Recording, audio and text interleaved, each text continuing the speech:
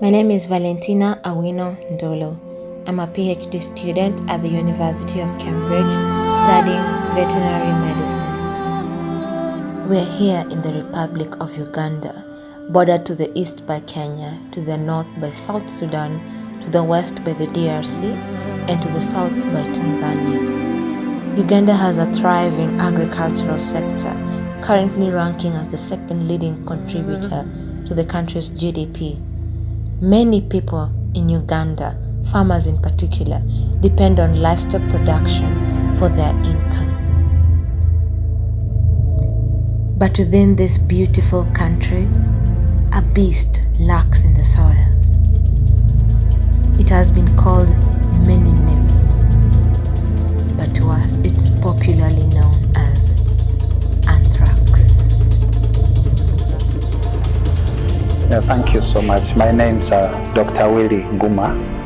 Anthrax is a bacterial disease. The bacteria that causes it is called Bacillus anthracis because it affects both humans and animals. Humans get infections through consumption of meat, contact with the meat of dead animals. It affects cattle, sheep, goats, and pigs.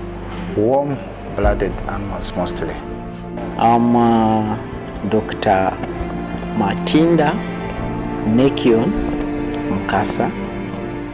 I'm the district veterinary officer for Yombe district. In both humans and the animals, it has three forms of the disease. There is the cutaneous form, which usually affects the skin, and then the gastrointestinal form, which is presented through diarrhea, and then the pulmonary form. The most recent outbreak occurred in the country between May 2017 and June 2018, according to the Centers for Disease Control. The reports, which began in Arua district in the north of Uganda, soon spread to Isingiro district in the southwest in August 2017, and by the spring of the following year in 2018, the outbreak had arrived to Kwen district in the east and Kiruhura district in the west. Although prevention and control measures such as vaccines and antibiotics are available, anthrax is still considered a private good in Uganda. Therefore, it remains the farmer's responsibility to vaccinate and treat livestock during outbreaks. Due to the limited and equitable distribution of resources across the country, large-scale implementation of vaccination and surveillance efforts is impractical. In order to target these interventions to the areas that need it the most, we need to know where these areas are, and this is where our study comes in.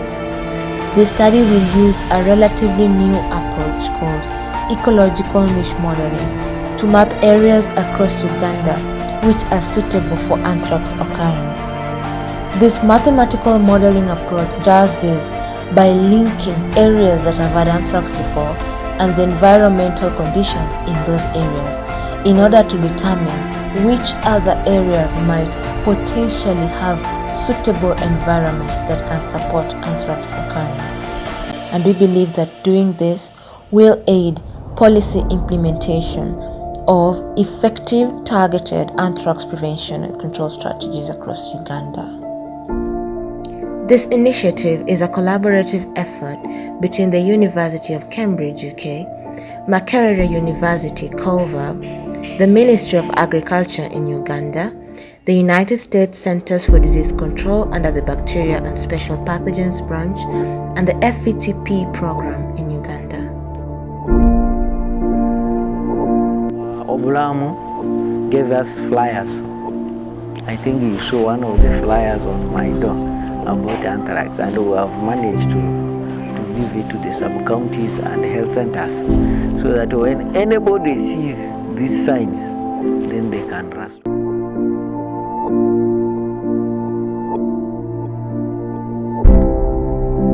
How many people and animals have to die before we really do something about this disease?